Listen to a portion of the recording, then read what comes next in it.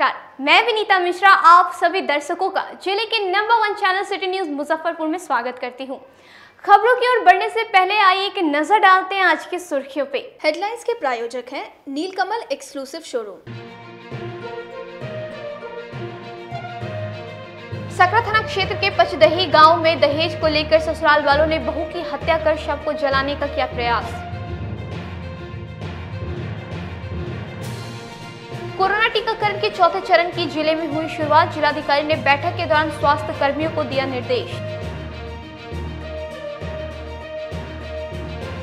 और जिला पुलिस की विशेष टीम ने जिले में कारोबारी को शराब मुहैया कराने वाले बड़े कारोबारी को लुधियाना से किया गिरफ्तार। तो ये थी आज की सुर्खियां, अब खबरें विस्तार से। सकरा थाना क्षेत्र के पचदही गांव में दहेज लोभी ससुराल वालों ने अपनी बहू की हत्या कर शव को जलाने का किया प्रयास। मौके पर पुलिस पहुंचकर अधजले शव को कब्जे में लिया। जिले के सकरा थाना क्षेत्र के चकदही पचदही में ससुराल वालों ने एक विवाहित की दहेज के खातिर हत्या कर शव को जला दिया गया। वहीं किसी ने मृतका महिला के पिता को इसकी सूचना दी। आनन फानन में पिता ने सकरा थाना पहुंचकर थाने में नामजद एफआईआर दर्ज करवाया। वहीं पुलिस ने मामले की गंभीरता को देखते हुए उक्त जगह पहुंचकर शव के अवशेष को कब्जे में लेकर तब तक ससुराल वाले घर छोड़कर भाग निकले थे। दाह संस्कार हो गया तो हमको लगभग 6:30 बजे शाम में जानकारी मिला। अच्छा जी, तो आपको भी सूचना नहीं दिया गया? कहीं न कहीं ये हत्या का मामला तो नजर नहीं आ रहा, जबकि सरपंच साहब के नजदीक में ही घर पड़ता है। हमको भी इस बात की जानकारी, मतलब किसी भी प्रतिनिधि को इसकी जानकारी नहीं दी गई। जी, तो आप इसको क्या एक तरह से साजिश तो नहीं मान रहे? अब भगवान जाने, क्या पूर्व से भी सुनने में आया है कि बराबर झगड़ा होता था घर में। आप अपना परिचय देंगे सर? दिनेश कुमार, पंचायत रामपुर मल्ली। डीएसपी पूर्वी मनोज कुमार पांडे ने बताया कि हत्या का मामला संज्ञान में आया है। 3 लोगों पर एफआईआर दर्ज कराया गया है। पुलिस जांच कर रही है, जो भी दोषी होंगे उन पर कार्रवाई की जाएगी। अंतर्गत पचदहिया गांव में एक महिला की हत्या किए जाने का मामला संज्ञान में आया है। ससुराल पक्ष के लोगों पर इसमें एफआईआर दर्ज कराया गया है। डेड बॉडी, जहां पर डेड बॉडी का डिस्पोजल किया जा रहा था, वहां पुलिस ने जो अवशेष थे उनको कलेक्ट किया है और कलेक्ट करने के बाद उसकी एफएसएल टेस्टिंग के लिए हम लोग उसको फॉरवर्ड कर रहे हैं। जब भी 3 लोगों पर एफआईआर कराया गया है, जब लोग जांच कर रहे हैं और जो भी इसमें दोषी होंगे उन पर डेफिनेटली हम लोग एक्शन करेंगे, उन पर उनकी गिरफ्तारी होगी। क्या काम करता है लड़का? गिरफ्तारी वगैरह लड़का क्या काम करता है? हम लोग जांच कर रहे हैं और जो भी इसमें इस केस से रिलेटेड जो भी फैक्ट्स हैं उनको हम इन्वेस्टिगेट कर रहे हैं। और मैं फिर से वही कह रहा हूँ कि जो भी इसमें दोषी पाए जाएंगे डेफिनेटली उनकी अरेस्टिंग होगी। जिले में शराब माफियाओं को शराब मुहैया कराने वाले शराब कारोबारी को जिला पुलिस की विशेष टीम ने लुधियाना से गिरफ्तार किया। जिले में चलाए जा रहे शराब कारोबारी के खिलाफ विशेष अभियान के दौरान जिला पुलिस की विशेष टीम ने बड़ी कार्रवाई करते हुए एक बड़े शराब कारोबारी को लुधियाना से गिरफ्तार किया है, जिसका कनेक्शन उत्तर बिहार सहित जिले के कई शराब कारोबारी से है, जो कि जिले के शराब के कारोबारी को प्रतिदिन भारी मात्रा में शराब उपलब्ध करवाता था, जिन्हें जिला पुलिस की विशेष टीम ने पंजाब के लुधियाना से गिरफ्तार किया है। पुलिस की पूछताछ से गिरफ्तार शराब कारोबारी जिले के कई शराब तस्करों का नाम बताया है, जिसकी गिरफ्तारी के लिए पुलिस छापेमारी कर रही है। मामले में पूर्वी डीएसपी मनोज कुमार ने बताया कि पुलिस की एक विशेष टीम लगातार देश के अन्य राज्यों में कैंप कर बिहार में शराब खेप उपलब्ध करवाने वाले शराब कारोबारी को चिन्हित किया जा रहा है। इसी क्रम में एक बड़े कारोबारी को गिरफ्तार किया गया है। पूछताछ कर आगे की कार्रवाई की जा रही है। सकरा थाना के अंतर्गत कांड संख्या 120 के आरोपी हैं केसर सिंह। ये लुधियाना पंजाब के रहने वाले हैं और ये बिहार में शराब की सप्लाई के चेन के महत्वपूर्ण हिस्सा थे। हमारी एक टीम इस पे काम कर रही थी। इनकी जैसे ही इनका नाम पता का सत्यापन हुआ, हमारी एक टीम पंजाब गई थी, जो लगातार हमारे जो भी केसेस हैं उन केस के जो आरोपी हैं, जो कि पंजाब, हरियाणा, राजस्थान या पश्चिमी उत्तर प्रदेश के रहने वाले हैं, उनके नाम पता का सत्यापन करने के उपरांत उनकी गिरफ्तारी हेतु हमारी एक अलग से एक इन्वेस्टिगेटिंग टीम पंजाब हरियाणा गई हुई थी। इसी टीम के द्वारा केसर सिंह की गिरफ्तारी की गई है। केसर सिंह जो हैं कांड संख्या 120 के आरोपी हैं और इसके अलावे केसर सिंह के अलावे भी सकरा थाना के ही का 120-20 के जो आरोपी हैं बबलू सिंह, जो कि चिल्ड होटल बंगरा समस्तीपुर के रहने वाले हैं, उनकी भी अरेस्टिंग हुई है, उनको भी हम लोगों ने फॉरवर्ड किया है। तो कुल मिलाकर के 2 महत्वपूर्ण गिरफ्तारियां इस सप्ताह हुई हैं, जिनमें अभी हम लोग केसर सिंह को फॉरवर्ड कर रहे हैं। जी बिल्कुल, शराब के बहुत बड़ा रैकेट, बहुत बड़े चेन का ये दोनों ही हिस्सा थे। जो ये हैं चिल्ड ढाबा चिल्ड के मालिक बबलू सिंह साकिन रजवा थाना बंगरा के रहने वाले हैं, या जिला पार्षद के पति भी हैं। तो इनके भी गिरफ्तारी जो है वो इसी चेन के सिलसिले में हुई है। दोनों ही शराब सप्लाई के बहुत बड़े चेन का हिस्सा थे। दोनों की अरेस्टिंग हम लोगों ने की है। कोई और यहाँ मामला जो दर्ज है? बाकी भी जो मामले इन पर हैं हम लोग खंगाल रहे हैं। कोरोना टीकाकरण के चौथे चरण में मेयर सहित कई वार्ड पार्षदों ने लिया टीका। जिले में कोरोना टीकाकरण के चौथे फेज की गुरुवार को शुरुआत की गई। इस दौरान मेयर, सभी पार्षद समेत नगर निगम के कर्मचारी को टीका दिया गया। आपको बता दें कि चौथे फेज के टीकाकरण को लेकर जिलाधिकारी ने स्वास्थ्य विभाग को कई जरूरी निर्देश भी जारी किए हैं। मेयर सुरेश कुमार ने कहा कि कोरोना का टीका लेना सभी लोगों के लिए जरूरी है। कोविड-19 का जो बीमारी है लास्ट ईयर बहुत प्रकोप मचाया था यहाँ पे, उसी के दरमियान अभी भी धीरे धीरे इसका प्रकोप बढ़ते जा रहा है। उसी के लिए हम लोगों ने पूरा शहरवासियों को अपील किया है कि आप लोग कोरोना वैक्सीन लें, और ये बहुत ही सुरक्षित है। उसी में हम लोगों ने, हमारे जितने पार्षद 49 पार्षदों ने यहाँ बारी बारी से कोरोना वैक्सीन ले रहे हैं लोग। और ये संदेश मैं सारे शहरवासियों को देना चाहता हूँ कि भाई कोरोना वैक्सीन लेना जरूरी है और ये सुरक्षित है, कहीं से कोई दिक्कत नहीं, इसमें लेने में कहीं दिक्कत नहीं है। हम लोगों ने लिया है फर्स्ट डोज, इसके बाद सेकंड डोज फिर लेंगे हम लोग। और मास्क कृपया पहने, सोशल डिस्टेंस मेंटेन करें। जो भी कोरोना का गाइडलाइन सरकार जो दी है उसको पालन करना अति आवश्यक है। और बंगाल की मुख्यमंत्री द्वारा बिहारियों पर दिए गए विवादित बयान को लेकर सामाजिक कार्यकर्ता तमन्ना हाशमी ने मुजफ्फरपुर न्यायालय में परिवाद दायर कराया। पश्चिम बंगाल की मुख्यमंत्री ममता बनर्जी की मुश्किल लगातार बढ़ने लगी है। पश्चिम बंगाल के नंदीग्राम के आयोजित एक चुनावी जनसभा के दौरान ममता बनर्जी ने अपने भाषण में बिहार और उत्तर प्रदेश के लोगों को गुंडा कहा था। इस आपत्तिजनक बयान से नाराज सामाजिक कार्यकर्ता तमन्ना हाशमी ने गुरुवार को मुख्य न्यायिक दंडाधिकारी के न्यायालय में बंगाल की मुख्यमंत्री ममता बनर्जी के खिलाफ परिवाद दर्ज कराया है। परिवाद में आईपीसी की धारा 147, 148, 295, 295A, 511 के तहत मामला दर्ज कराया गया है। वहीं न्यायालय में परिवाद को स्वीकारते हुए अगली सुनवाई की तिथि 8 अप्रैल 2021 को मुकर्रर की गई है। बनर्जी के खिलाफ मैंने मुजफ्फरपुर के सीजीएम कोर्ट में मुकदमा दर्ज किया है। मुकदमा इसलिए दर्ज किया है कि उन्होंने नंदीग्राम से अपने भाषण में बिहारियों का अपमान करने का काम किया है, बिहारियों को कलंकित करने का काम किया है। उन्होंने बिहारियों को गुंडा कहा है। क्या बिहारी गुंडा है? पूरे कोलकाता की लाइफलाइन बिहारी चलाते हैं, ऐसा कह के उन्होंने बिहार के मान सम्मान को ठेस पहुंचाने का काम किया है। इसी से आहत होकर मैंने आज मुजफ्फरपुर के सीजीएम कोर्ट में उन पे धारा 147, 148, 295, 295A और 511 के तहत मुकदमा दायर किया, जिसको माननीय न्यायालय ने स्वीकार किया और इसकी सुनवाई की तारीख 8/4/2021 रखी गई।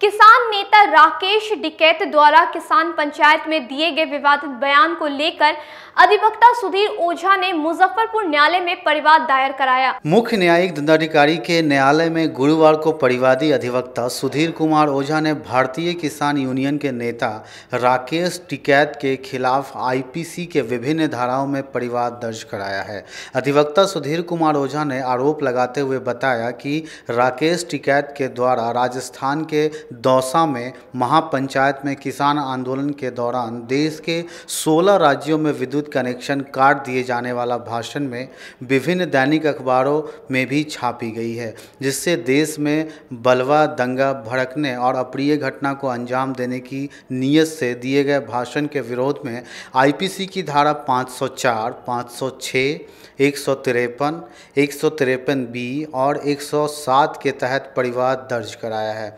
वहीं मुख्य न्यायिक दंडाधिकारी ने परिवाद स्वीकार करते हुए 9 अप्रैल की तिथि सुनवाई के लिए सुनिश्चित की है। उनके द्वारा खुलेआम यह धमकी और वक्तव्य दिया गया है कि अगर भारत सरकार किसानों की मांग को नहीं मानती है, इस कानून को रद्द नहीं करती है, तो 16 राज्यों का बिजली कनेक्शन पूर्णतः काट दिया जाएगा और बिजली से लोगों को वंचित कर दी जाएगी, इसी को लेकर के मैं माननीय मुख्य न्यायिक अधिकारी मुजफ्फरपुर की अदालत में आईपीसी की धारा 504, 506, 153, 153 ख के साथ साथ 160 के तहत यह मुकदमा दर्ज कराया है और आरोप लगाया है कि जानबूझ करके इनके द्वारा इस तरह का वक्तव्य और धमकी दी गई ताकि 16 राज्यों की जनता परेशान हो, अर्थव्यवस्था चौपट हो, दंगा फैले, बलवा फैले और उसको उकसाने का कार्य जिनके द्वारा इस तरह के वक्तव्य देकर के दिया गया है, जो सभी चैनलों पर चला,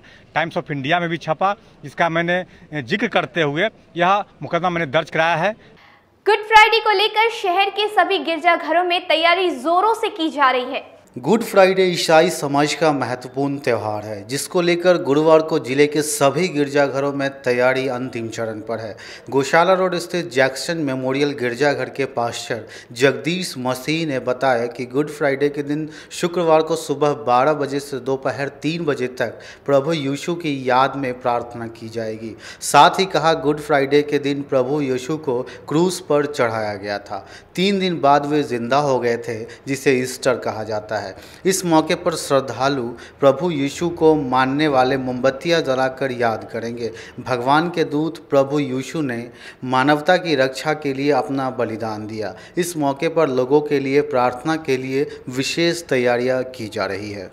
हमारी पूरी तैयारी कर ली गई है और कोरोना को लेकर डिस्टेंस बनाकर रखना है, बैठना है शांतिपूर्वक और 12 बजे से लेकर 3 बजे तक हम लोग का प्रेयर चलेगा, जो कि यीशु मसीह के दुख के 7 वाणियाँ जो है उन्होंने जो क्रूस पर दी थी, उसके संबंध में हम लोग थोड़ा थोड़ा करके प्रचार करेंगे लोग शांति के लिए, कि दुनिया में शांति रहे। यीशु मसीह क्यों आए, उनका आने का तात्पर्य क्या था, लोगों में शांति व्यक्त करने के लिए, कि ताकि लोग सुरक्षित रहें और इबादत में अपने जीवन को बिताएं और दुनिया में किस प्रकार से रहना है, ये उन्होंने हमें सिखलाया। और अपने आवाज़ों में, अपने शब्दों में 7 वाणी दी और उसमें कहा कि मैं जो है इस दुनिया की शांति चाहता हूँ, और उनका आखिरी शब्द था पूरा हुआ, मतलब संसार के सारे काम को मैंने पूरा किया।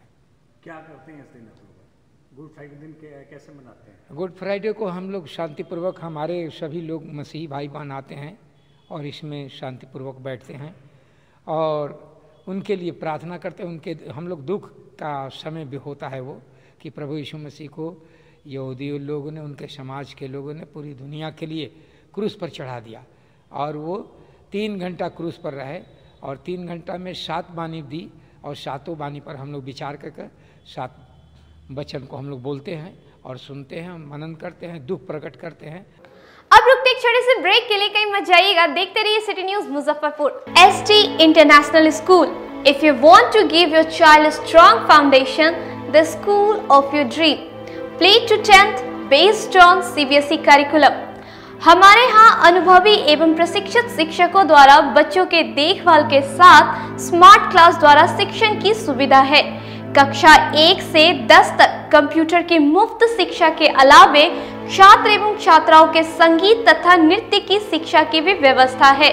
पूरा स्कूल CCTV कैमरे से लैस है। स्कूल में बच्चों का नामांकन फ्री किया गया है। हमारे यहाँ अपने बच्चों के उज्जवल भविष्य के लिए जरूर पधारें। हमारा पता है बांध road, Shekhpur Akhara Ghat, Muzaffarpur. Our contact number is 8757652616 and 9955132616। हमारे स्कूल का कुछ मेन फीचर्स है, जैसे बच्चों की देखभाल करना। हमारे यहाँ पुस्तकालय वगैरह की पूरी अच्छे तरीके से व्यवस्था है। क्लासरूम सारा बना हुआ है, CCTV कैमरे से हमारा क्लासरूम डेकोरेटेड है। सिक्योरिटी के भी विजन से हमारा क्लासरूम बहुत प्रोटेक्टेड है। हमारे यहाँ जो भी शिक्षक शिक्षिकाएं आई हैं पढ़ाने के लिए, वो काफ़ी वेल एडुकेटेड हैं और वेल वर्स्ड भी हैं। हमारा विद्यालय भी चारों तरफ से बना हुआ है। हमारे यहाँ लैब बहुत अच्छे से बना हुआ है। कंप्यूटर की फ्री शिक्षा हम इस बार इसको दे रहे हैं। हमारे यहाँ नामांकन प्रारंभ है।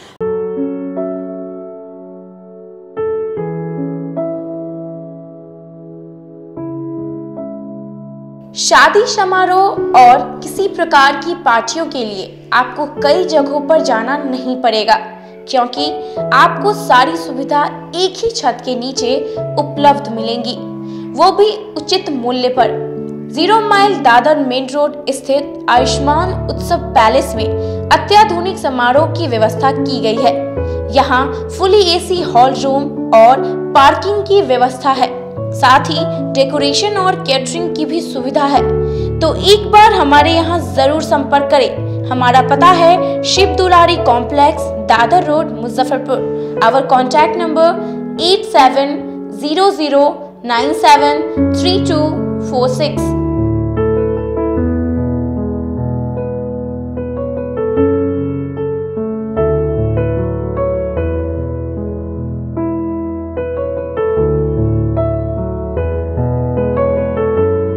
मुजफ्फरपुर की शान और अपने कलाकृतियों से बॉलीवुड के स्टारों में अपनी पहचान बना चुका बाबा की दुकान लहठी भंडार पिछले 50 वर्षों से आपके पसंद का ख्याल रखती है। यहाँ से लाह की बहुरानी सेट बॉलीवुड की स्टार ऐश्वर्या राय ने अपनी शादी में पहनी थी। यहाँ से राजनीतिक गलियारों के नामचीन चेहरों की दुल्हन भी सजी थी। हमारे यहाँ शादी सेट, बहुरानी सेट, जयमाला सेट, लाह के फैंसी आइटम कुशल कारीगरों द्वारा निर्मित कराई जाती है। इसके अलावा चूड़ा सेट, कंप्यूटर चूड़ा, कुंदन चूड़ा, वाटरप्रूफ चूड़ा, चुंदरी 3 बुंदिया, बंग बंगरी, हिंगलू, पात चूड़ा, जंगली चूड़ा का भी निर्माण अपनी कारीगरों द्वारा कराती है। यही नहीं, लाह से बनी कान का टॉप्स, रिंग, नथ, गला का हार, मांग टीका, पेन स्टैंड, हाथी, बिछिया, ग्लास, करा भी बनाती है। तो एक बार हमारे यहाँ अवश्य पधारे। बाबा की दुकान लहठी भंडार, इस्लामपुर, मुजफ्फरपुर। हमारा कांटेक्ट नंबर है 9308620444। 40-50 साल से जो हमारी दुकान है, ये बाबा की दुकान लहठी भंडार, समझे ना, पुश्तैनी हम लोग का काम ही है। और हमारे यहाँ जो है जितने भी है, जैसे कि ऐश्वर्या राय के यहाँ लहठी गया, हमारा सचिन के यहाँ गया है, और आपके जो है तेज प्रताप सिंह, अभी लालू प्रसाद के लड़के की शादी हुई है, उसमें भी लहठी भेजा गया था। और हमारे यहाँ जो है ना बहुरानी सेट है, जैसे कि है कुंदन सेट है, और जैसे कि हम लोग जो डिज़ाइन जो है सेलेक्ट करते हैं जो लगन के ऊपर जो है, जैसे कि कस्टमर का चॉइस देखते हैं हम लोग, है उसी टाइप से हम लोग जो है माल तैयार करते हैं। और कलर है मैचिंग, हमारे यहाँ सबसे विशेषता है कि हर तरह के लहंगे का जो है ना मैचिंग तुरंत हैंड टू हैंड हम लोग लगा के दे देते हैं। हम पढ़ाते नहीं, हम बच्चों में विश्वास जगाते हैं। Christ Jyoti international school, based on CBSE curriculum with coeducation. इस स्कूल में प्रत्येक विषयों के लिए अनुभवी शिक्षकों का समूह है। विद्यार्थियों को अलग से ट्यूशन पढ़ने की आवश्यकता बिल्कुल नहीं है। बच्चों को प्रत्येक विषयों के लिए अलग से अतिरिक्त कक्षाएं दी जाती हैं। साइंस और कंप्यूटर लैब की व्यवस्था के साथ उत्तम खेल कूद के लिए बड़ा सा कैंपस भी है। नर्सरी के बच्चों को खेल कूद की विधि से पढ़ाई जाती है।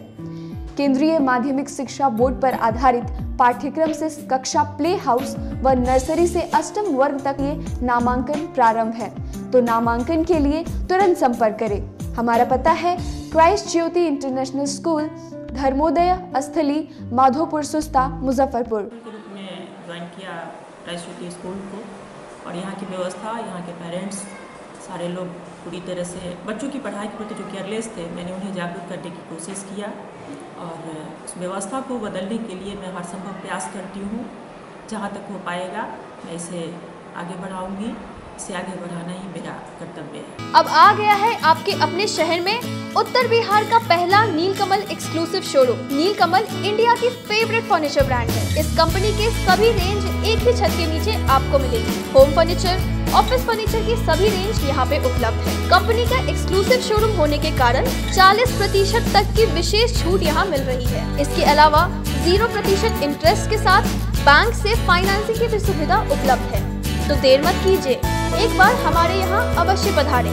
हमारा पता है Mithanpura, Narayanpur road, opposite to Vaishali management college, और हमारा कॉन्टैक्ट नंबर है 9334900888 और 7004320380। नॉर्थ बिहार का पहला एक्सक्लूसिव शोरूम मुजफ्फरपुर में यूए एसोसिएट के सौजन्य से नीलकमल का एक्सक्लूसिव शोरूम खुला है, और आप लोगों से यही भी निवेदन है कि एक बार इस शोरूम में आइए और इसके विस्तृत रेंज को देखिए, जो कि एक अच्छे रेंज के साथ एक अच्छी कीमत के साथ आपको मिलेगा। तो एक बार हम लोगों को आप सेवा करने का मौका दें। शिक्षा के क्षेत्र में अपना एक स्थान बनाने में सफल आवासीय भारतीय इंटरनेशनल स्कूल बच्चों को नर्सरी से लेकर +2 तक की बेहतर शिक्षा देने को लगातार प्रयासरत है। सीबीएसई पाठ्यक्रम पर आधारित यह स्कूल पढ़ाई के साथ साथ खेलकूद और व्यक्तित्व विकास पर विशेष ध्यान दे रही हैं। हमारी मुख्य विशेषताएं हैं छात्राओं के लिए हॉस्टल की व्यवस्था, अनुभवी एवं प्रशिक्षित शिक्षकों द्वारा बच्चों की देखभाल, स्पोर्ट्स और आत्मरक्षा की भी तैयारी दी जाती है। प्रत्येक कक्षा में स्मार्ट क्लास द्वारा शिक्षण की सुविधा, सुसज्जित पुस्तकालय की व्यवस्था, कक्षा 1 से कक्षा 10 तक कंप्यूटर की मुफ्त शिक्षा, सुसज्जित विज्ञान प्रयोगशाला, छात्र एवं छात्राओं के लिए संगीत तथा नृत्य की शिक्षा की अलग अलग व्यवस्था है। अंग्रेजी बोलने की कला की शिक्षा, सीसीटीवी कैमरे से सुसज्जित विद्यालय। तो हमारा पता याद रखें, हमारा पता है आवासीय भारतीय international school, main road NH 57, Ahiyapur, Muzaffarpur. और हमारा कॉन्टेक्ट नंबर है 7970919864 या फिर आप डायल कर सकते हैं 9931273960 या फिर आप हमें कॉल कर सकते हैं 9525587370 पर। Registration and admission is going on from nursery to 9th for the session 2018 to 2019. Class 11th का रजिस्ट्रेशन 1 जून से प्रारंभ होगा और वर्ग में सीटें सीमित है। 10th बोर्ड में 60% और उससे अधिक अंक वाले छात्र छात्राओं को नामांकन में प्राथमिकता दी जाएगी। शिक्षा के क्षेत्र में अपना एक स्थान बनाने में सफल आवासीय भारतीय इंटरनेशनल स्कूल बच्चों को नर्सरी से लेकर +2 तक की बेहतर शिक्षा देने को लगातार प्रयासरत है। सीबीएसई पाठ्यक्रम पर आधारित यह स्कूल पढ़ाई के साथ साथ खेलकूद और व्यक्तित्व विकास पर विशेष ध्यान दे रही हैं। हमारी मुख्य विशेषताएं हैं छात्राओं के लिए हॉस्टल की व्यवस्था, अनुभवी एवं प्रशिक्षित शिक्षकों द्वारा बच्चों की देखभाल, स्पोर्ट्स और आत्मरक्षा की भी तैयारी दी जाती है। प्रत्येक कक्षा में स्मार्ट क्लास द्वारा शिक्षण की सुविधा, सुसज्जित पुस्तकालय की व्यवस्था, कक्षा 1 से कक्षा 10 तक कंप्यूटर की मुफ्त शिक्षा, सुसज्जित विज्ञान प्रयोगशाला, छात्र एवं छात्राओं के लिए संगीत तथा नृत्य की शिक्षा की अलग अलग व्यवस्था है। अंग्रेजी बोलने की कला की शिक्षा, सीसीटीवी कैमरे से सुसज्जित विद्यालय। तो हमारा पता याद रखें, हमारा पता है आवासीय भारतीय international school, main road NH 57, Ahiyapur, Muzaffarpur. और हमारा कॉन्टेक्ट नंबर है 7970919864 या फिर आप डायल कर सकते हैं 9931273960 या फिर आप हमें कॉल कर सकते हैं 9525587370 पर। Registration and admission is going on from nursery to 9th for the session 2018 to 2019. Class 11th का रजिस्ट्रेशन 1 जून से प्रारंभ होगा और वर्ग में सीटें सीमित है। 10th बोर्ड में 60% और उससे अधिक अंक वाले छात्र छात्राओं को नामांकन में प्राथमिकता दी जाएगी। ब्रेक के बाद एक बार फिर आप सभी दर्शकों का जिले के number 1 channel city news Muzaffarpur में स्वागत है। आइए बढ़ते हैं अगली खबरों की ओर। चौथे चरण के कोरोना टीकाकरण को लेकर जिलाधिकारी ने जिला स्वास्थ्य विभाग के अधिकारियों के साथ बैठक कर कई जरूरी निर्देश दिए। चौथे चरण के कोविड-19 टीकाकरण अभियान गुरुवार को शुरू होने के बाद जिलाधिकारी प्रणव कुमार ने समाहरणालय स्थित सभागार में स्वास्थ्य विभाग के अधिकारियों के साथ समीक्षात्मक बैठक की। बैठक में जिलाधिकारी ने स्वास्थ्य विभाग के अधिकारियों को सख्त निर्देश देते हुए टीकाकरण केंद्रों संख्या में वृद्धि करने का निर्देश दिया। फिलहाल टीकाकरण के लिए विभिन्न प्रखंडों में 105 केंद्र बनाए गए हैं, वहीं शहर क्षेत्र में 22 केंद्र चल रहे हैं। जिलाधिकारी ने शहरी और ग्रामीण क्षेत्र दोनों को मिलाकर 2 दिनों के अंदर 160 केंद्र बनाने का निर्देश दिया। वहीं साथ ही ICDS जीविका और कल्याण विभाग के अधिकारियों को टीकाकरण के लिए लोगों को जागरूक करने का निर्देश भी दिया। टीकाकरण को लेकर के DM की अध्यक्षता में एक समीक्षात्मक बैठक हुई जिसमें कोरोना टीकाकरण की अद्यतन स्थिति की जानकारी डीएम के द्वारा प्राप्त की गई। इसमें डीएम द्वारा स्वास्थ्य विभाग को सख्त निर्देश दिए गए कि जो केंद्र जांच केंद्र ये टीकाकरण केंद्र की जो संख्या है उसको बढ़ाई जाए, उसकी संख्या में वृद्धि की जाए। आपको मालूम होना चाहिए कि 105 केंद्र बनाए गए हैं पंचायत ये प्रखंड विभिन्न प्रखंडों में, और इसके अतिरिक्त शहरी क्षेत्र में भी 22 केंद्र चल रहे हैं। डीएम ने निर्देश दिया है कि 2 दिन के अंदर करीब 150 से 60 केंद्र कुल मिला के होने चाहिए। तो केंद्रों की संख्या में इजाफा करने का निर्देश दिया गया।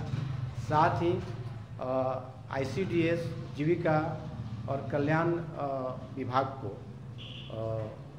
निर्देश दिया गया कि वो अपने अपने कर्मियों को मोबिलाइज करें। उनको एक टास्क दिया गया, लक्ष्य दिया गया प्रतिदिन के हिसाब से कि ज़्यादा से ज़्यादातर कर्मी जो कि 45 साल से ऊपर। तुर्की ओपी क्षेत्र के तारसन गांव में मंगलवार को हुए हिंसक झड़प मामले का फायरिंग करते हुए वीडियो वायरल होने के बाद पश्चिमी डीएसपी ने जांच का आदेश दिया। तुर्की थाना क्षेत्र के तारसन गांव में मंगलवार को हुए हिंसक झड़प का एक वीडियो सोशल मीडिया पर तेजी से वायरल हो रहा है। वीडियो में साफ तौर पर देखा जा रहा है कि कुछ पुलिसकर्मी भाग रहे हैं और पीछे से लगभग सैकड़ों ग्रामीण हाथ में बांस बल्ला लेकर खदेड़ते हुए नजर आ रहे हैं। वीडियो में देखा जा रहा है कि अपनी जान बचाने को लेकर पुलिसकर्मी फायरिंग करते हुए भागते नजर आ रहे हैं। जानकारी के अनुसार यह वीडियो मंगलवार की बताई जा रही है, जहां तुर्की ओपी क्षेत्र के तारसन गांव में 2 गुटों के बीच हुए हिंसक झड़प में बीच बचाव करने गए पुलिस पर ही एक पक्ष के सैकड़ों लोगों ने हमला कर दिया। किसी तरह मौजूद पुलिसकर्मी अपनी जान बचाकर वहां से फायरिंग करते हुए भाग निकले। इस तरह का वीडियो कई तरह के सवालात खड़े करते हैं। मामले में पश्चिमी डीएसपी सैयद इमरान मसूद ने बताया कि वीडियो वायरल होने के बाद मामला संज्ञान में आया है, जांच का आदेश दिया गया है। जो भी तथ्य सामने आएंगे उसी के आधार पर आगे की कार्रवाई की जाएगी। पुलिस टीम को खदेड़ा जा रहा है, पीटा जा रहा है, हथियार छीनने का प्रयास किया जा रहा है, गाली दिया जा रहा है। ये तारसन जो गांव में जो घटना हुई थी उसके बाद अभी एक नया वीडियो देखने को मिल रहा है। इस वीडियो को देख करके हम लोग और जांच पड़ताल में तेज़ी हो गई है। पता लगा रहे हैं किस समय का है, कहां का है और कब का ये वीडियो है, इसी से रिलेटेड है या नहीं है, इस पर भी जांच चल रही है। जो नेचर है वीडियो का, मूड है, वो तो बहुत वायलेंट है। हाँ, उस पर तो दिख रहा है कि पुलिस को खदेड़ा जा रहा है। स्पॉट भी लगभग जो हम लोग भी गए थे तो स्पॉट भी वहाँ का दिख रहा है। हाँ, उस वीडियो की जांच चल रही है कि कब का वीडियो है, किस समय का है। पुलिस पर हमला तो आपत्तिजनक है। हाँ, ये तो घटना तो बहुत ग्रीवियस है ही, जब पथराव किया है पुलिस पे और पत्थरबाजी की है तो हाँ, वो सब उस पर FIR हुई है। 16 लोगों को अरेस्ट करके जेल भेजा है और बाकी 79 नामजद हुए हैं। इसमें एक मैगजीन भी मिसिंग है। वो मैगजीन भगदड़ में गिर गई थी, अभी वो मिल गई है। कड़ी कार्रवाई होगी ऐसे लोगों पर? हाँ, जो लोग चिन्हित हुए हैं उन पर निश्चित रूप से अरेस्ट करने का प्रयास चल रहा है। कितने लोगों पर से टोटल अभी FIR हुआ? टोटल 79 नामजद हुए हैं, बाकी 30-40 अज्ञात हैं और 16 लोग अभी तक अरेस्ट होकर जेल जा चुके हैं। नगर निगम को भंग करने सहित कई मांगों को लेकर नागरिक मोर्चा के सदस्यों ने प्रमंडलीय आयुक्त कार्यालय परिसर में सत्याग्रह किया। प्रमंडलीय आयुक्त कार्यालय में नागरिक मोर्चा के सदस्यों ने मुजफ्फरपुर नगर निगम को भंग करने तथा नागरिक समस्याओं के खिलाफ 1 दिवसीय सत्याग्रह किया। मोर्चा का आरोप है कि शहर में करोड़ों रुपए खर्च करने के बाद भी आम लोग समस्याओं से ग्रसित हैं। नागरिक मोर्चा के सदस्यों ने कहा कि मुजफ्फरपुर शहर उत्तर बिहार की अघोषित राजधानी होने के बावजूद अपेक्षित और लावारिस स्थिति में अपने हाल पर आंसू बहा रहा है। शुद्ध पीने के पानी भी आम जनता को नसीब नहीं हो रहा है। इसके अलावे सड़क, नाला और गंदगी से आम जनजीवन त्राहिमाम कर रहा है। नागरिक समस्याओं के खिलाफ नगर निगम को भंग करने, शहर के ज्वलंत समस्याओं के खिलाफ आज आयुक्त प्रमंडल कार्यालय पर सत्याग्रह का आयोजन कर हम जिला प्रशासन को चेतावनी देते हैं कि अगर 10 दिनों के अंदर उन ज्वलंत समस्याओं का समाधान नहीं हुआ, उस पर आवश्यक पहल नहीं की गई, तो नागरिक मोर्चा आगामी कार्यक्रम के रूप में नगर निगम को कर भुगतान बंद करने की अपील करेगी। मुजफ्फरपुर में जब से नगर निगम बना है, नगर निगम अपनी उपलब्धियां बताए कि नगर निगम ने कौन कौन से काम जनहित में किया है।